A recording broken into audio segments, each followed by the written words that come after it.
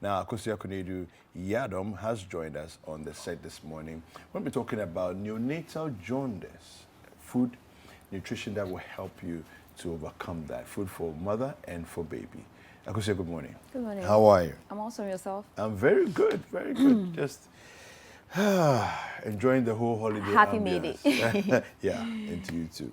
So, first of all, what is it that presents some mothers with babies that have jaundice? Okay, so neonatal jaundice or neonatal hyperbilirubinemia, sorry, is where the skin of the baby become yellowish, and then the sclera, that is the white part of the eye, also becomes yellow. So it happens normally in preterm babies. But for some babies, okay, mother delivered, they've been discharged. So, but days after discharge, it happens. So you find that it is not just the yellowing of the sclera or the white part of the eye or the body becoming yellow, but the poop of the baby is also a clue to let you know as a mother or as a father that neonatal jaundice might be happening to your child. So what is the full term? There are women who deliver before their EDD, that is your estimated time delivery date. But if you do not meet the EDD, for some reason baby decided to come out early, I don't know why baby wants to come out, but let's say 36 to 38 weeks or between 36 to 40 weeks, that is the right period. But if for some reason baby had to come out earlier than that, then you can be at risk of neonatal jaundice, or you can have a spike as far as your bilirubin levels are concerned. Now, it has to be within a specific range, and due to the trauma or the stress a baby goes through at birth, we did one delivery, I assisted them, and this woman, I was like, you will end up killing this child. Baby's head is almost out, but she was like, I am tired, I can't push any further. So you can imagine the pressure this baby would have to go through. The push, the pains and everything kind of put some pressure on the child. So most babies come out with a little bit of a spike or hyperbilirubinemia or high levels of bilirubin in their blood levels. That is above, way above. So the range, depending on whoever is deciding to take care of you, 13 to 17 milligrams per deciliter, and a lab test will review that. So just me being a health caregiver, you being a father or a mother, and whatever you are seeing is not enough. I will recommend that you carry baby to the hospital and have a test done after the physical examination to really let you know that, okay, this is the level the baby is, and so it is confirming that there is neonatal jaundice, and so we need to do ABC. But that is what can put a baby at risk of neonatal jaundice. Okay, so now we look at the situation. It's already happened. The baby has that. What can we do with nutrition that will help to quickly resolve the situation? Okay, so now when it happens, as a nutritionist, once baby is new, you need to make sure, normally a baby can be kept depending on how it is. If it's mild, within 2 to 3 weeks, the child will be kept and be observed. But obviously with our facilities, nobody, if it's a referral center like where I find myself, nobody will may keep you for 3 weeks, because a lot of people are coming in. But we do the phototherapy where you are placed under, people call it the blue light. Yes, and then your eyes kind of blindfolded in a way to kind of give you that warmth and the light. But what does it greatly for a lot of clients I have personally attended to has to do with breast milk. Oh, wow. I see. So it helps to clear the high doses of bilirubin in you. So there are times I would, because the mother delivered at labor, there was a mother who just couldn't even get up. Some of the mothers after delivery, a lot of things can go wrong. They can't even get up. And if it's a cesarean session, obviously they may have catheter there, and so they are unable to move. Sometimes I take the pain and then express the breast milk myself, label it, and head to NICU. Okay. That is where the neonatal intensive care unit, and just go and leave the milk with a pediatrician or whoever is taking care of the child. So that is what you need to do. And depending on whatever is also contributing to that, for another child, it is an infection also causing the yellowing or the jaundice to set in. So we might be treating an infection whilst we take care of the yellowing or the high levels of bilirubin in the body of the child. So for this child, maybe there are children who are on 2-hourly feed, 3-hourly feed, depending on whatever the plan is. But after you have been discharged or after you've been sent home, what I would tell you to do is to keep breastfeeding. Now, you meet mothers, and the World Health Organization protocol for breastfeeding a child is at least 12 times in a day. So which means that every 2 hours you should be breastfeeding. I met a mother of 5 looking just like me, and I was like, okay, now this is what I do, but I need you to tell me what the trick is, so that at least when the patient, it's coming from another patient or another mother, they kind of go like, okay, so it's not because she is a professional telling me, but there is another mother who is also who is speaking to the language she's speaking. And so for her, every 45 minutes to 1 hour, she's breastfeeding her child. Wow. Okay. Yes, so you need to do this, because if it can stay 2 to 3 weeks, even for the mild ones, you can imagine if you have a baby with severe neonatal jaundice, how difficult it might be. And where there is an infection also there, mama, you need to sit up and make sure you are breastfeeding. So as a nutritionist, I will sit here and say that breastfeeding is the way to make sure you give the child with that every nutrition he or she will need. And then if for some reasons, I always say that I'm not supposed to preach formulas, but if a mother delivered, you have mothers 3 months, they are ill, they can't get up. What do we do? Definitely we have to find an alternative for this child. That one is programmed, so we can say that, okay, every 3 hourly you are supposed to feed the child with this amount of feed, to make sure that you serve the child as far as the nutritional needs of this child is concerned. And a mother, there are some foods you can also eat to make sure that you are helping your child, or you are helping yourself as well, because though we are focusing on neonatal jaundice, it can happen to you, it can happen, jaundice can happen to you, it can happen to me. The focus is on neonatal jaundice. What you need to do as a mother is to make sure you are eating clean. What do I mean? You don't need a lot of fatty foods. You don't need a lot of refined foods. Try to go for the whole meals. Try to, our mothers will go like baby foods. So make sure that, though breast milk is a thing of the mind, once you are at rest, once stress is not in, once you are at peace, you will ensure that you have enough breast milk. But there are foods that can trigger breast milk. That's why take us into that. When a woman delivers, your mother will always make sure you are drinking a lot of soup.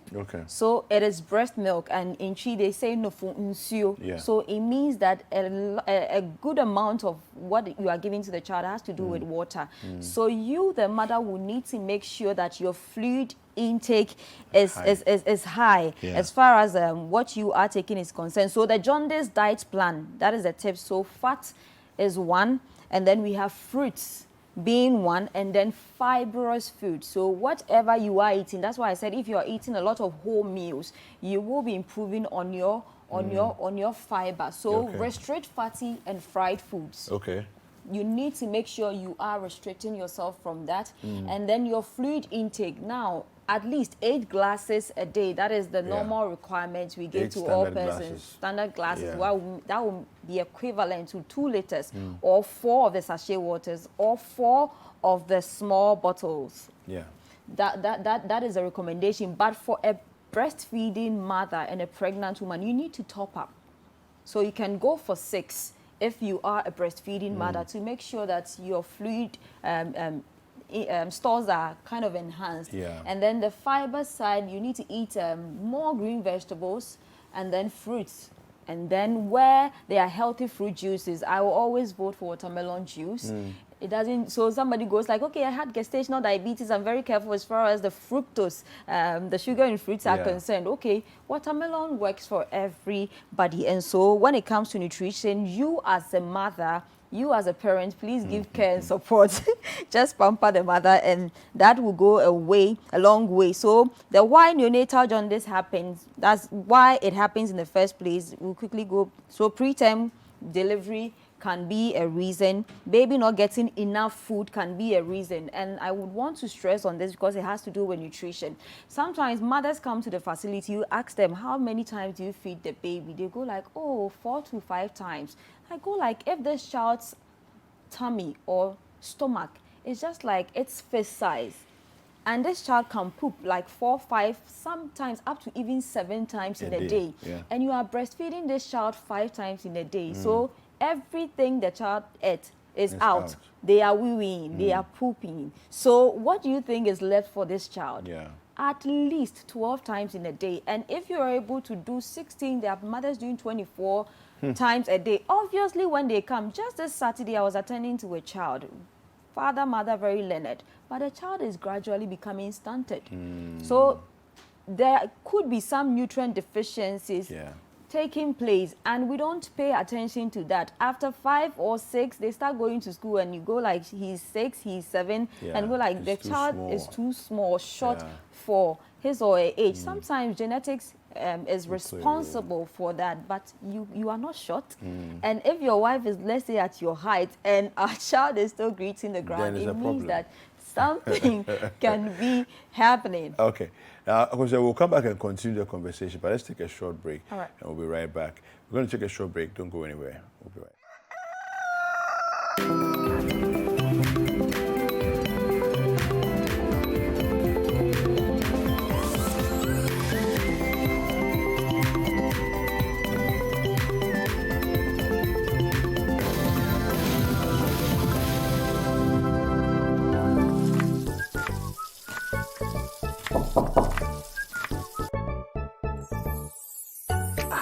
Hey, bro. Bless you, Pastor. Bless you, my son.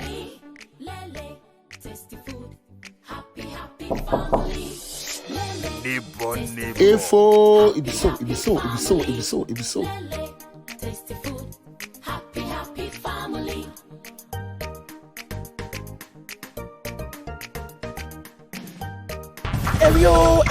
Eri, my boy, they scam after they see something.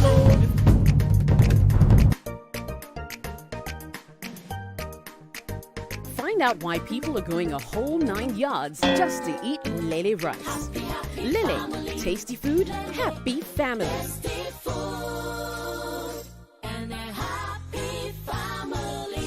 This advert is FDA approved.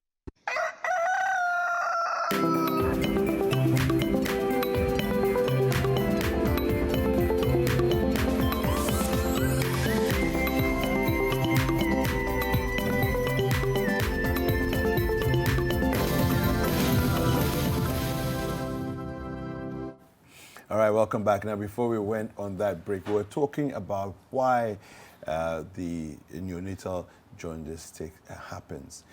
Don't forget that this segment, which is the nutrition segment, is sponsored by Lele Rice. Now, Lele, tasty food, happy family.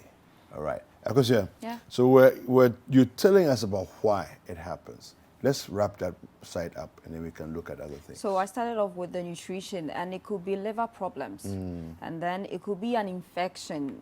Infection happens a lot in newborn babies because, okay, Koku's mother wants to hold the child, this person wants to have a feel of the child. So people who have COVID crap are trying to hold our children. So I tell mothers, it's your baby, me. If I deliver, if I don't want to give my baby to you, you can say whatever you want to say, because at the end of the day, if I am at the neonatal intensive care, and it's very frustrating. You won't be there with me. You won't be there with me. And you have mothers coming all the way from somewhere like Kasua to Accra, and you are not allowed to even stay there. So after feeding the child, you are supposed to go and come back for the next feed. So there is a timetable for the feeding of these babies. You have to go back. So you find mothers looking depressed already. They just delivered, and fathers looking frustrated. The ones who come with their wives. So I tell mothers, don't put yourself in the situation because you don't want to be coming in there.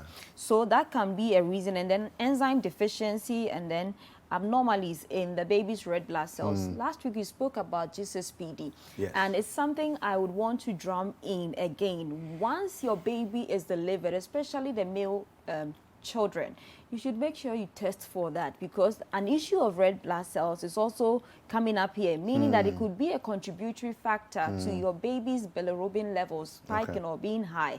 So once you know that, okay, everything about the red blood cell health of the child is properly done. That's why it's a problem when people go like, okay, I'm comfortable delivering in the house. These things cannot be checked for you. So you need to make sure that the proper things are done so that the red blood cell health of the child is where it has to be, so that you can really appreciate. Speaking of checking, so is it standard practice to check, or you rather wait for people to give feedback as in maybe we're having experiences of this nature with our children, with our baby, and so we need to check? What is the usual practice?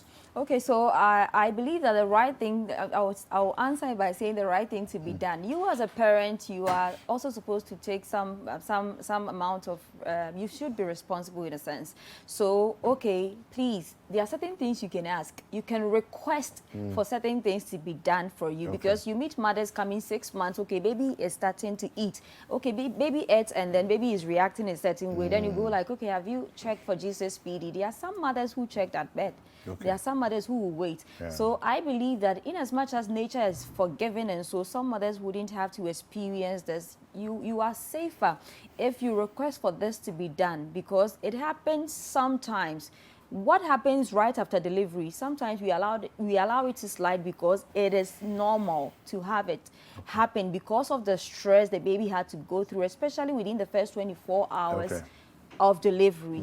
But if you are discharged, normally 72 hours, that is 3 days after you delivering, you go home and you realize this is setting in with stress. The child's stress has been taken care of, and so it means that something can be contributing to that. So to be on the safer side, once you are being discharged, you can ask for it to be done. Now, if it's checked and then you are within 5.2 or 5 or within 8 or below 13 milligrams per deciliter, then you know that, okay, I'm leaving the hospital with a child who has no issues. And so if something should happen, it means that something might have happened or triggered it. And so I need to come back. Now, in the hospital situation, the UV phototherapy machine. Is a standard practice for every hospital? Do they have it?